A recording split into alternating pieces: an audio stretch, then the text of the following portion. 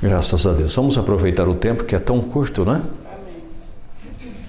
Coríntios, capítulo 1, verso 26 da nossa leitura. Deus abençoe, boas-vindas a todos em nome de Jesus, né? Irmão Elias, fazia dia que eu não ouvia, né? Graças a Deus. 1 Coríntios 1, verso 26. Porque vede, irmãos, a vossa vocação, que não são muitos os sábios, segundo a carne, nem muitos os poderosos, nem muitos os nobres que são chamados. Agora, Filipenses, capítulo 2, verso 5. Encontraram? Aos Filipenses, capítulo 2, verso 5, a seguir. De sorte que haja em vós o mesmo sentimento que houve também em Cristo Jesus, que sendo em forma de Deus, não teve por usurpação ser igual a Deus, mas aniquilou-se a si mesmo, tomando a forma de servo, fazendo-se semelhante aos homens. E achando na forma de homem, humilhou-se a si mesmo, sendo obediente até a morte, e morte de cruz. Podemos assentar.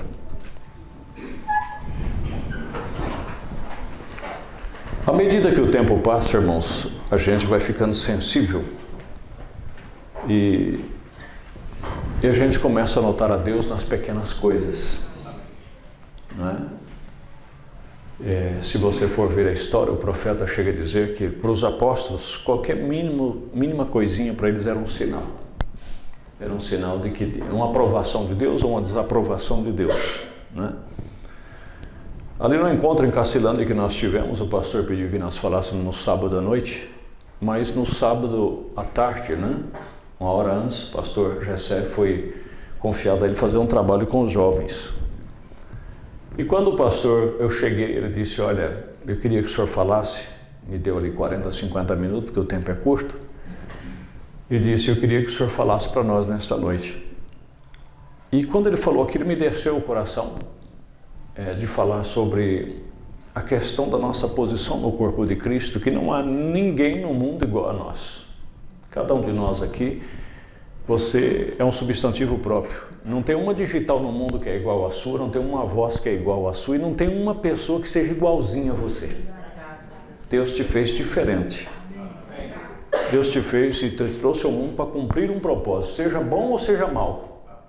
Até os ímpios, diz a Bíblia no livro de Provérbios, foi feito para o dia do mal. Então ninguém veio na terra sem um propósito.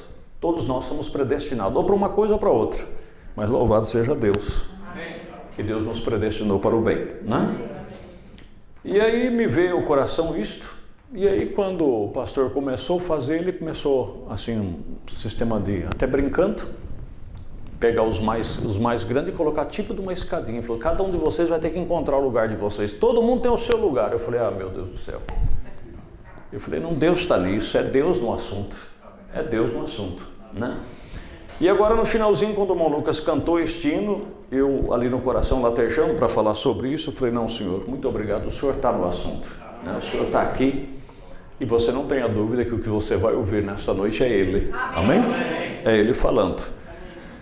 Eu me vejo hoje lendo a Bíblia, aqui ou ontem, no culto lá, no prelúdio, eu lendo imprudente, no culto de oração, lendo a Bíblia no livro de Reis, e me veio esse tema no coração. Eu falei, Senhor, se o Senhor permitir nós irmos a Martinópolis, nós vamos falar sobre isto. E aí foi vindo uma coisa, vindo outra, e eu pensei seriamente nisto, né? Nessa questão aqui, Paulo dizendo, vede, irmãos, na vossa vocação, que não são muitos os nobres, nem muitos os poderosos que são chamados. Ou seja, são poucas pessoas que têm poder sobre a terra, pessoas nobres na sociedade que são chamadas. Agora, por que são poucos? E por que é difícil? Não é? É porque a primeira ordem do cristianismo é renuncie-se a si mesmo. Isso quer dizer, ele pode ter posição de nobreza, ele pode ter posse, vamos dizer assim, de poder, ele pode ser o prefeito, que é a maior autoridade da cidade, mas se Deus chamar ele para ser um cristão, ele tem que saber que ele não é diferente de mim, não é diferente de você, que todos somos iguais em Cristo Jesus. Então ele vai ter que renunciar a isso diante de Deus. Ele vai ter que renunciar. E se ele decidisse congregar aqui conosco, ao ele entrar por essa porta para dentro, ele tinha que esquecer que ele era prefeito. E lembrar que ele é um junto conosco. Amém. E que lá no céu não vai ter prefeito. Não vai ter pessoa poderosa. Lá só tem um que tem o poder. Amém. E que nos concedeu a graça de sermos um nele, né? Como ele orou até em São João 17 para que isso acontecesse. E me veio também essa questão de Jesus dizendo aqui, ou seja, Paulo dizendo, né, que na forma de homem, mesmo sendo, na forma de Deus, sendo homem, ele humilhou-se a si mesmo. Irmãos, você ser humilhado por alguém é uma coisa, né? Você ser humilhado por alguém é uma coisa. Você tentar ser humilde é uma coisa. Agora, você humilhar você mesmo não é fácil. Não é fácil. Você mortificar ao ponto de você mesmo humilhar você, ou seja, você brigar com você. Quando alguma coisa não dá certo, quando não vem reconhecimento, quando alguma coisa não vem do jeito que você esperava, a decepção chega, você se humilhar-se a você mesmo e dizer, não, na verdade eu não mereço isso. Eu não mereço isso. Então isso chama-se humilhar-se a si mesmo. Enquanto os irmãos cantavam, eu estava pensando, imagine você um homem que nunca pecou, nunca errou, nunca falhou. E chegar numa festa, ser escanteado, deixado de lado, ninguém fazer conta dele, ninguém saudar ele, ninguém ungir ele, como aconteceu na casa de Simão, o fariseu, como o profeta pregou a mensagem, um dos homens mais insignificantes na cidade. E depois a mulher que era mais baixa na cidade chegar e começar a beijar aqueles pés santos dele, a acariciar aqueles pés dele. Ou seja, irmãos, veja a situação em que ele se humilhou-se a si mesmo. E nós às vezes, eu me policio muito nisso depois que Deus, por sua misericórdia, começa a nos mostrar isso. Então, quando Deus faz um pouquinho assim para nós, nós parece que ficamos assim meio inchados, né? Nós parece que, vamos dizer assim, andamos num nível que as pessoas, hoje mesmo, porque está frio e eu não tenho casaco, eu só tenho paletó ou blusa comum, né? Então, eu tive que sair de casa e sair de paletó. Cheguei no posto de gasolina, todo mundo me olhando, né? De paletó, de gravata, né? Eu disse, isso aí ou é crente ou é advogado, é alguma coisa, né? E eu cheguei no caixa e as pessoas me olhando e eu sorrindo, dando boa tarde para todo mundo, porque na verdade eu já vi pessoas que se diz pastor, cristão, ele chega assim, onde ele está de paletó, ele está de gravata. Como se diz aqui, chegou o fulano de tal, não é para a cara de ninguém, como que dizendo, parece que ele é superior às pessoas. Parece que ele é maior do que as pessoas. Irmãos, imagine você uma pessoa no grau onde eu tenho parte de Deus nessa noite. Você tem parte de Deus. Ele não, ele tinha tudo que era Deus nele. E no entanto conseguiu humilhar-se a si mesmo. A ponto dos fariseus dizer, por que o vosso mestre come com os pecadores e com os publicanos? Por que ele se mistura, em outras palavras, com a gentalha? Por que ele não é diferente dos outros? Porque os outros sempre estão venerados pelo povo, onde ele está tem aquele monte de gente em volta dele, e ele não, ele está lá junto com o povo, com os plebeus, com aquelas pessoas simples, pecadoras, que todo mundo vira a cara, e ele fica interagindo com eles, conversando com eles, buscando assunto com eles. Por que ele faz isto? E foi aí onde ele disse aquelas palavras maravilhosas. Eu vim buscar e salvar quem está perdido. Amém. Mas parece que nós esquecemos este ponto, né? E infelizmente, irmãos, não são muitos os nobres, nem muitos os poderosos, porque as pessoas que têm nobreza e que têm poder, eles gostam de ser reconhecidos. Eles gostam de ser aplausivos. Se chega uma pessoa aqui na cidade que é uma autoridade, qualquer coisa, ele chegar aqui e não der um destaque para ele, não falar sobre ele, não mencionar sobre ele, ele vai sair chateado porque ele acha que ele foi humilhado. porque alguém não reconheceu a sua nobreza, porque alguém não falou sobre quem ele é. E, no entanto, quando nós nos reunimos, quando nós estamos aqui nesta noite, nós estamos cultuando aquele que é tudo em todos. Então aqui a questão é falar sobre ele, é cantar para ele. Que toda honra, toda glória seja dada a ele. Como o irmão cantou, importa que ele cresça e que nós diminuímos. Amém? Como alguém colocou na internet, eu achei interessante aquela frase. Se nós queremos ser reconhecidos, aqui não é o lugar de nós ser reconhecido. O lugar de ser humano ser reconhecido é no ML, né? Quando morreu alguém da família, tem que ir lá reconhecer ele. Ah, esse aqui é fulano de tal, então alguém reconheceu o que é da família, então assina lá o atestado de óbito, né? Se é o que é dele, eu sou filho, então esse aqui é fulano de tal, então assina lá, ponto, foi reconhecido. Fora disso, nós somos seres humanos, nós somos pessoas mortais, mas infelizmente diz que veja que não são muitos os nobres. Você pode ver que José de Arimateia, olha que homem fino que era José de Arimateia, olha que homem nobre que era José de Arimateia. Olha que papel bonito que ele fez em pedir o corpo do Senhor e sepultou o corpo do Senhor. Mas a Bíblia diz que ele seguia Jesus à distância. Em outras palavras, por certo, quando Jesus estava ali, aleijado, e cego, e leproso, e as pessoas pobres em volta dele, tentando, empurrando de um lado para o outro, quem sabe José de Arimateia ficava lá lonjão, por trás das árvores, que nem Zaqueu, né? Olhando ele de longe, seguindo ele à distância, porque ele era senador.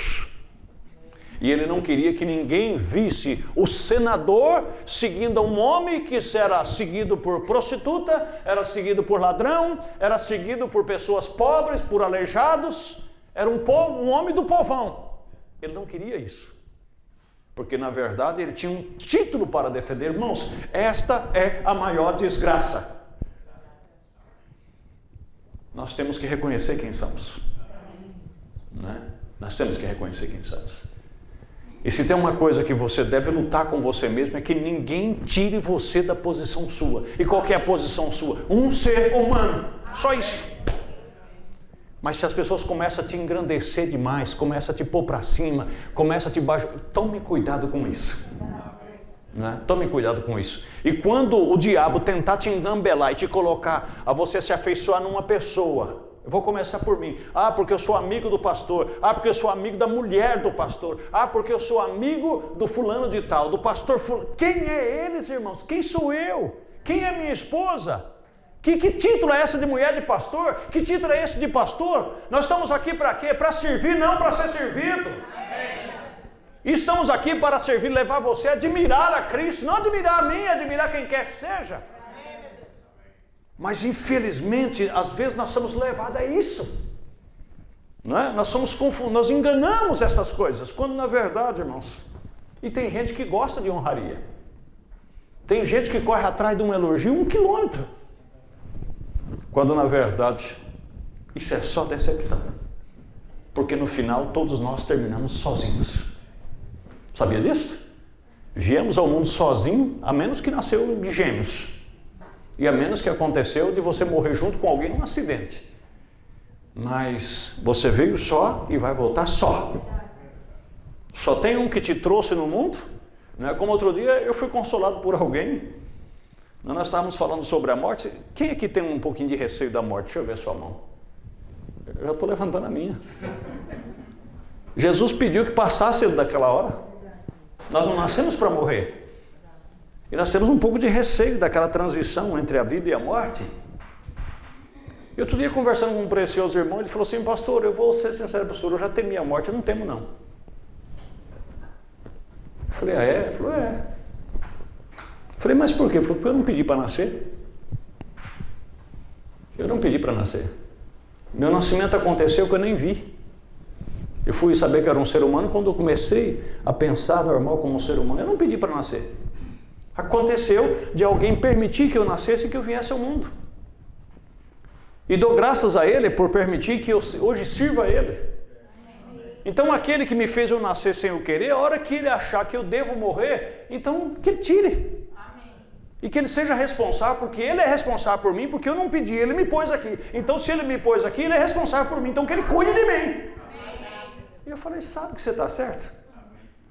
Está certíssimo, né? Amém? Amém. Principalmente nós que entregamos o nosso caminho ao Senhor, né? Mas infelizmente, né?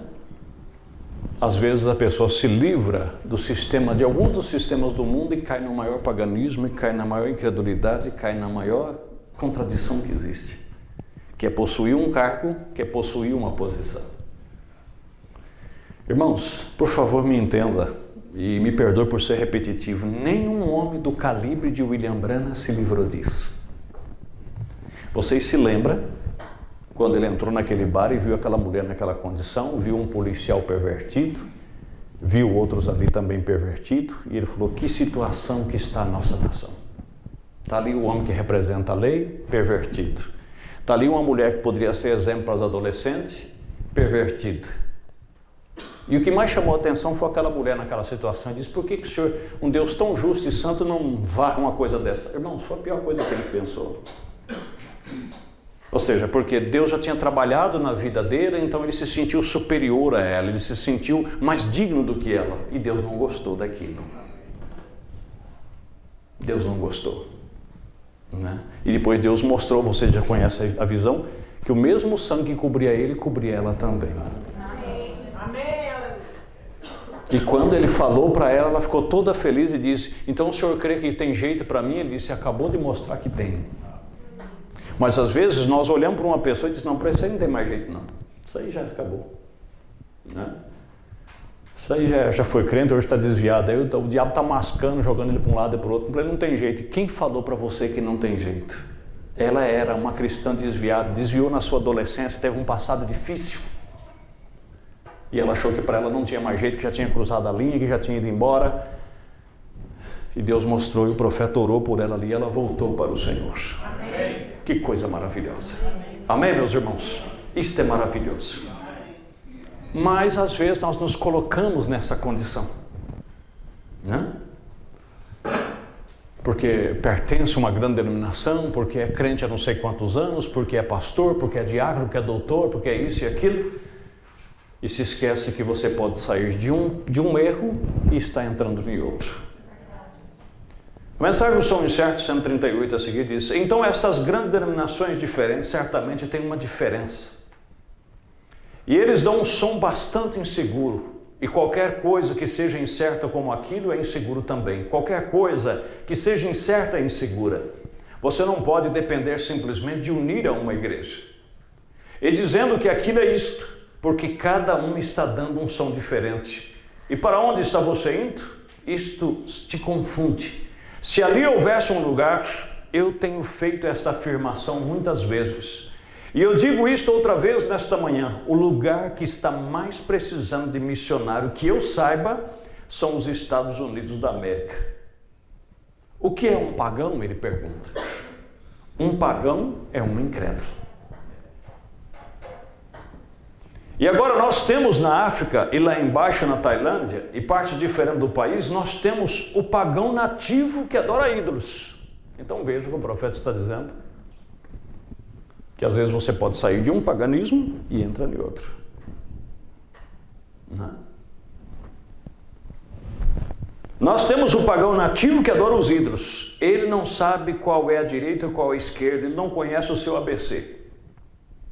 Ele, a única coisa que ele sabe é que aquilo é um Deus porque o feiticeiro lhe falou. E isto é onde Deus está naquilo. E a única coisa que ele sabe agora é encontrar aquilo. Agora, aquilo é o que chamamos de pagão. Mas agora, aquele homem não é muito difícil tratar com ele, se você lhe trouxer a verdade. Mas o homem mais difícil para você tratar com ele é o pagão educado. Compreenderam? É o pagão educado. Ou seja, é aquela pessoa que chegou num grau que ele sempre está certo e todo mundo está errado. Ele alcançou um título de cristão. Um título. E esquece que ele depende de Deus como o pecador também depende. Estou entendendo? Talvez você não tenha o título de prefeito. Talvez você não tenha a honraria, você não tenha a nobreza de ser o filho do prefeito, ou de alcançar ser um juiz de direito, ser um advogado, ser qualquer coisa, pessoa nobre na cidade. Mas às vezes o diabo, por você ser um filho de Deus, ser chamado, o diabo te coloca uma vaidade. E você anda todo dia de peito estufado, quando você deveria andar humilde. Humilde. Aí você diz, não, mas eu sou filho do rei. Sim, você é filho do rei. Mas o filho do rei, quando esteve aqui, o primogênito, porque você é um filho do rei, mas ele foi o primogênito. Ele foi o primeiro dessa criação.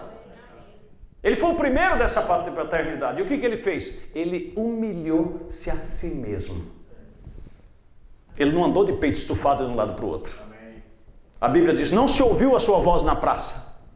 Ele não tocou flauta para aí afora. Ele não foi uma cana agitada pelo vento, como ele falou de João. Não. Ele ia onde o Pai pedia que ele fosse. Amém. Estou entendendo? Amém. Mas às vezes você deixa uma honraria porque você não teve condição de ser lá. Aí você se coloca um orgulho em você. Eu sou da mensagem. Sou da mensagem. Sou da mensagem revelada. Fala com aquele orgulho, né? Eu creio na mensagem revelada. E até se um coitadinho vai conversar com você, diz, não, irmão, eu sou revelado. Com aquele orgulho, com aquela jactância. Quando na verdade devia humilhar-se a si mesmo.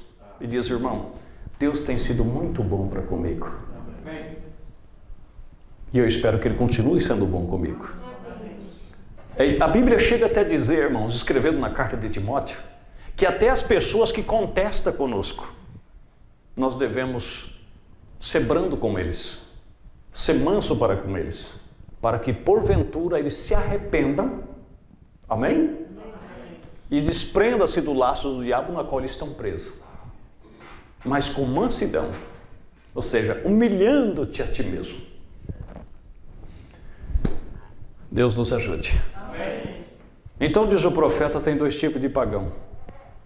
Tem o pagão da África, que a única coisa que ele conhece é um pedaço de pau que um feiticeiro diz para ele que é um deus. Agora vamos ver o que ele diz aqui. Mas o mais difícil para você tratar com ele é este pagão educado.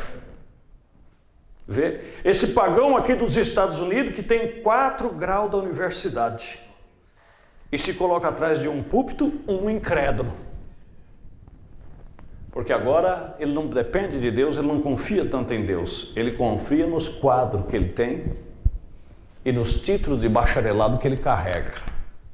E quando ele vai pregar, porque eu fui formado pela universidade, né, de Boston, de Chicago, não sei de onde, e eu sou acadêmico, eu fiz letra, eu fiz filosofia, e tal, e todo mundo, quer dizer, os crentes que estão esperando nisso. Então eles ouvem aquele homem com prazer, porque, vamos dizer assim, esse sabe do que está falando, esse homem é entendido, este homem, diz o profeta, é o pior pagão que existe, porque não depende exclusivamente de Deus. Mas aquele um que chega no púlpito com temor e tremor, como Paulo fazia, estive com voz em temor e em tremor, com medo de dizer alguma coisa que não seja a vontade de Deus, e dependendo exclusivamente de Deus, aí está a vontade de Deus. Que Deus nos ajude, irmãos. Né? Agora, a maioria do povo quer dinheiro. Né? E às vezes o profeta, vamos ler aqui, o profeta dizendo assim, ter dinheiro não é o problema. A questão é você amar o dinheiro. E para que você quer ter dinheiro? Porque o dinheiro aqui na terra, a Bíblia diz que tudo responde. Se você é uma pessoa que tem dinheiro, já a sua fama corre pela cidade. Se você é o homem mais rico de Martinópolis, um exemplo, nós estamos aqui na cidade de Martinópolis, se você for o homem mais rico daqui de Martinópolis, quando você sair na rua, todo mundo, principalmente as pessoas mais interesseiras, vão erguer a mão para você. Se você chega no banco, o gerente vai te encontrar na porta, porque você é a pessoa de mais posse. E para ele é um orgulho ter você lá no banco. Não é? É como alguém fez uma simulação de um cidadão mal educado que entrou no banco e já chegou e já a secretária, a moça que atende no balcão falou assim, só um instantezinho, senhor, porque ela estava atendendo alguém, só um instantezinho, senhor. Ele disse, instantezinho coisa nenhuma, você vai me atender agora. E engrossou a voz E aí, eu quero falar com o gerente. Aí chamou o gerente falou assim, senhor, dá para o senhor aguardar a vez do senhor? Porque aqui não tem ninguém diferente de ninguém. Então o senhor tem que aguardar. Por que o senhor tinha que tratar ela com educação? Ele falou assim, sabe por que eu não estou tratando ela com educação? Porque eu fui sorteado na Mega Sena, com 800 e não sei quantos milhões lá que ele falou, e eu queria abrir uma conta aqui, e ela está me tratando, eu disse, não, por favor, senhor, venha até aqui. Aí dirigi para ela assim, senhor, eu quero um café e tal, ele disse, eu quero que o senhor mande ela embora. Eu vou depositar o meu dinheiro aqui, mas eu quero que o senhor mande ela embora. Ele disse, não, ela vai ser mandada embora. Mandou a moça embora, porque lá vive é de dinheiro. Então ele foi tratado diferente, abrandou ele, o gerente procurou abrandar de todos os jeitos, porque até o gerente ia ser levado lá em cima, porque o ganhador da Mega Sena ia depositar todo o dinheiro ali na agencinha dele. Então aquilo para ele seria um glamour. E vocês estão compreendendo? Por isso que as pessoas lutam por ter dinheiro, porque quem tem dinheiro é tratado agora. Como é que uma pessoa que tem posse, que tem dinheiro, que é bajulado, que é rodeado por todas as pessoas, vai se unir no meio de um povinho que nem eu e você? Fica difícil. Tem um precioso irmão que me contou uma história, eu espero que não soe como sacrilégio, mas vocês vão entender que eu estou falando de um bom espírito. Tem um doutor na cidade de Prudente, que o irmão trabalha para esse doutor já há muitos anos. Ele trabalha como motorista, que busca uma coisa, busca outra, busca uma coisa. E ele gosta de sair à tarde fazer uma caminhada e é daqueles antigos que gosta de ouvir rádio. Então, diz que ele fazendo a caminhada dele, diz que ouvindo o programa Voz da Restauração. Fã do programa Voz da Restauração. Aí ele falou para o irmão, falou assim, rapaz, eu ouço um pastor aí que eu acho que aquele homem ele deve ter uns 3 graus de doutor. Falou assim, mas por quê? Falou assim, não, porque o homem sabe do que fala. Eita, homem inteligente. Aí o irmão suspeitou, né? Falou, que programa que é? Ah, ela não é Prudente, lá, acho que é Voz da Restauração. O irmão, em vez de ficar quieto para não decepcionar ele, falou, não, minha família é toda dessa igreja lá, eu não pertenço mais, mas minha família toda é lá da igreja. Ah, então o senhor conhece ele? Falou, conheço, já tive muito, viajei muito com ele, já estive na casa dele. Rapaz, aquele homem inteligente, ele deve ter estudado muito. Eu falei assim, não, ele tem 5ª série. Falou que tinha 5ª série. Falei, desmontou ele. Porque ele, sendo um doutor, ele achou que ele estava ouvindo um dos homens mais sábios de Presidente Prudente. Um homem que tivesse doutor em teologia, fosse doutor em teologia, doutor em letras e tudo mais. Quando falou que era um perrenga, 5ª série, então desmontou ele. Por quê? Porque ele não quer falar para os amigos dele que está ouvindo um semi-analfabético. Se eu fosse um doutor, como ele falou, por certo, iria até visitar a igreja e dizer, não, eu vou lá, porque então, não é? Então, quando eu falasse, você está indo aonde? Eu estou indo na igreja do doutor, que tem um PhD lá, o doutor Paulo Sérgio de Souza, não é? Que tem um programa, eu até te aconselho, o homem é formadíssimo. O homem, quer dizer, porque aquilo daria um suporte para ele, que ele não estaria ouvindo, vocês estão compreendendo, irmãos? Mas quando se trata de alguém simplório, de alguém simples, de alguém que depende de Deus, e se tem alguma coisa é Deus, então para eles é muito. Então eles não querem ser envergonhados, porque eles estão dentro de um parâmetro de exaltação. Estão entendendo? É por isso que as pessoas simples ouviam Jesus de bom grado. Agora os grandes, os poderosos, quando via Jesus, como estou dizendo, ouvia de cima das árvores, se escondia atrás das árvores, ficava de longe à distância, porque para eles era humilhação. Até os religiosos, como Nicodemos, foi de noite ter com Jesus. Por certo, só os cachorros latiam e iam olhando para a rua ver se alguém não estava saindo na porta para ver que ele estava indo lá para falar com ele. Irmãos, a coisa é complicada. Mas eu louvo tanto ao meu Deus. Amém. Né? Como disse Paulo, porque a sabedoria que Deus nos dá é loucura para eles. Né? Agora sim, provavelmente, este jovem, falando do jovem do mancebo, né? Ele não tinha mentido, ele nunca roubou, ele estava consciente que sempre necessitou da vida eterna. De maneira que ele disse, o que posso fazer para tê-la? E Jesus está mostrando aqui agora que religião não o dará. Assim ele respondeu imediatamente e disse, guarda os mandamentos. E ele disse: mestre, eu tenho feito disto desde menino, eu tenho feito isso, mas ele sabia que não tinha a vida eterna. Desse modo, então, disse: se gostaria de entrar na vida eterna, queres ser perfeito? Então vai vender o que... Está vendo? Agora está bem ter dinheiro. Está bem ter dinheiro, ser rico e ser um governante, está bem. Mas é desta maneira que você age depois que você se torna isso. Está vendo? Por isso é que às vezes, irmãos, você pede prosperidade para Deus, você pede. A questão é que Deus conhece nós. E Ele sabe o que nós vamos ser depois que tiver. Então, se Ele sabe que essa desgraça vai mudar a sua vida, vai mudar você de quem você é, Ele não deixa.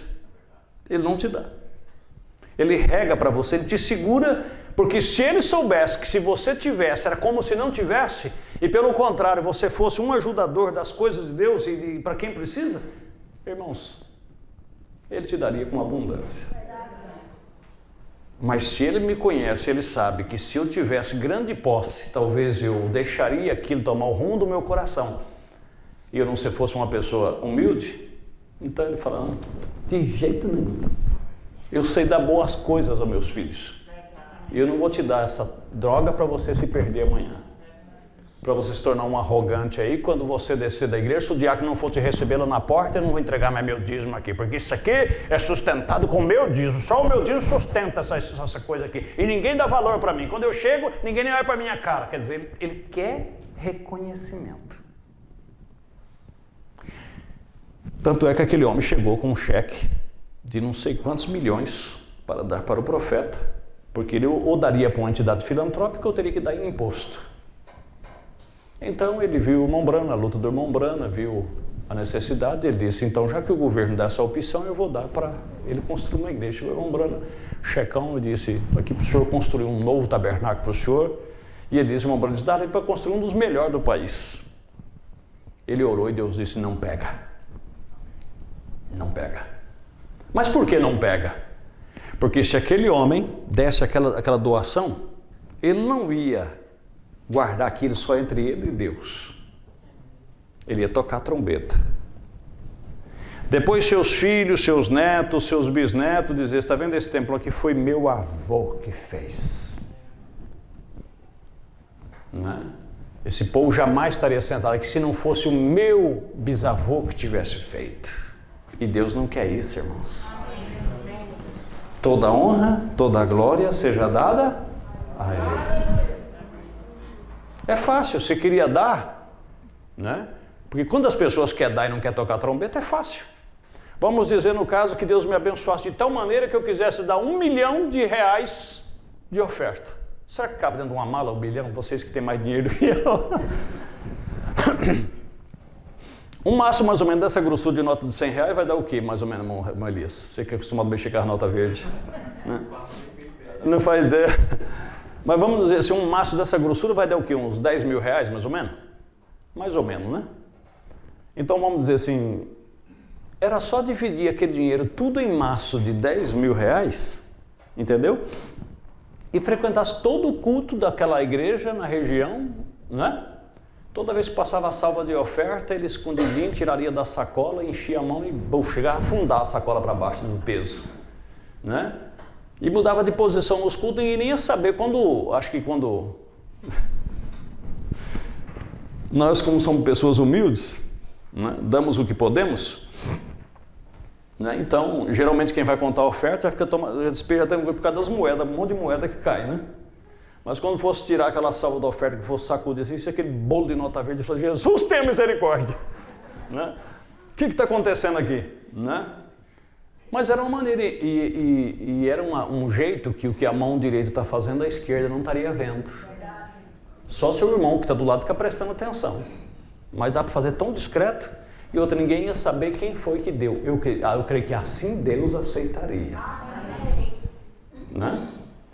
Ou então, de uma maneira discreta, chegasse lá na tesouraria, né? E ficasse disfarçando, enquanto o diácono, o tesoureiro virasse a cara voltada, ele pegasse a maleta e jogasse lá e se embora sem ninguém ver. Né? Sei lá, um jeito daria, mas ele não queria aquela glória para ele. Amém. Estão entendendo, meus irmãos? Mas diz o profeta, infelizmente, a questão não é ter dinheiro, a questão é o que você vai ser depois que ganhá-lo. A questão é essa.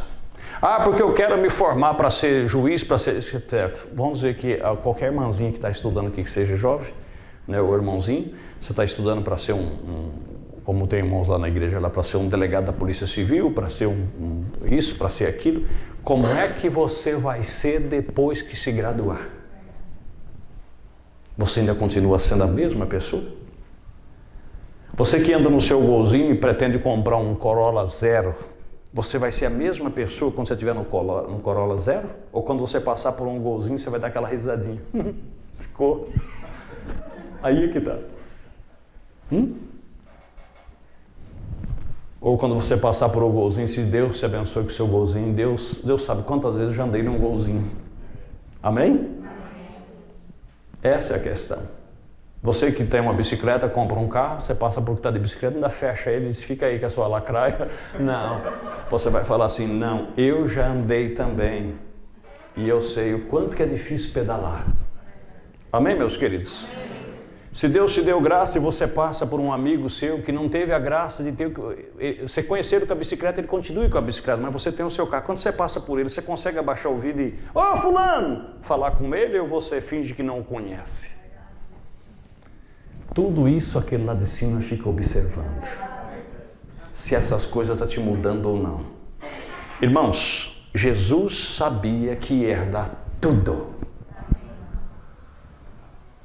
Imagine quando os discípulos começaram a mostrar toda a estrutura e a glória do templo, e disse, Senhor, olha que coisa magnífica. Ele disse, pois é, vocês, coitado de vocês, não sabem de nada, isso não vai ficar pedra sobre pedra, vai cair tudo. Amontoai tesouro no céu, porque ele tinha visão celestial. Amém? Amém?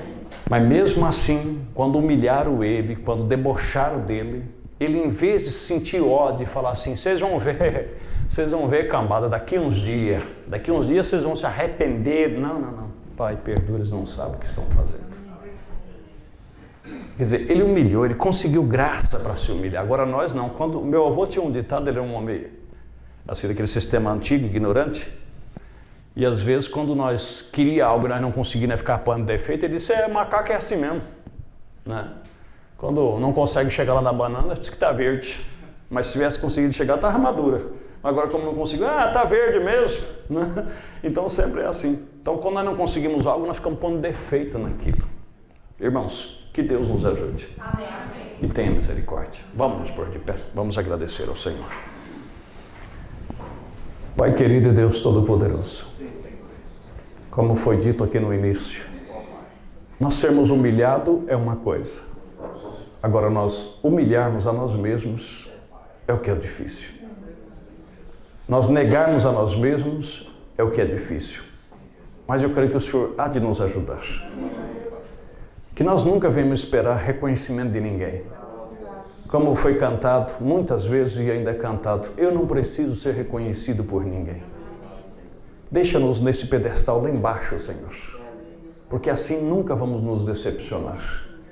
Quando alguém disser, mas ninguém dá valor nenhum para você, disse, eu não tenho nenhum valor. Todo o valor que eu tenho foi dado a Ele. Porque Ele é o autor e o consumador da minha vida. Meu Deus, oxalá nós conseguimos chegar nesse ponto. Tenha misericórdia. Obrigado por esta oportunidade nesta noite. E pelas pessoas que vão ver esse vídeo, Senhor, se chegar na internet. Que eles possam refletir sobre isso. Analisar sobre isto. Obrigado por trazer essas vidas preciosas aqui nesta noite. Vidas que custou o teu sangue no Calvário. Que custou a tua humilhação aqui.